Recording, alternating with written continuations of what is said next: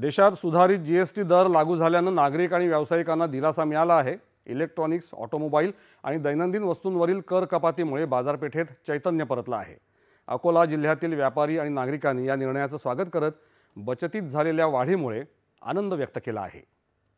गोष्टी वाढवल्यानंतर कधी कमी झालेल्या नव्हत्या आणि काही लोकांचं म्हणणं आहे की जीएसटी पहिले वाढवलं मग कमी केलं, तसं नाही आहे। जेवढा वॅट पहिले होता तेवढं जीएसटी ठेवण्यात आलं होतं आणि इतक्या मोठ्या प्रमाणात रेट कमी होणं ह्या खूप लोकांसाठी फायद्याचं आहे। म्हणजे ऑटोमोबाईल असेल, इलेक्ट्रॉनिक्स असेल, जनरल दुकान असेल किंवा घरगुती वापराच्या वस्तू असेल, त्याच्यात जी काही बचत होईल ती डायरेक्ट इनडायरेक्ट आमच्या जेमेन ज्वेलरी मध्ये येईल। कारण लोकांना आपले रोजचे खर्च झाल्यानंतर ज्या प्रमाणे सोने चांदीचे भाव वाढतात आहे, गुंतवणूक त्यांच्या फायद्याची आहे हे सगळ्यांना करून चुकलं।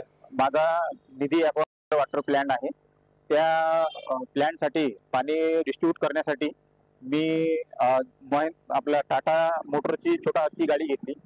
जीएसटीच्या अगोदर ती गाडी 70,000 रुपयानं महाग होती, पण जीएसटी कमी झाल्यानंतर ती गाडी मला 70,000 रुपयानं स्वस्त मिळाली।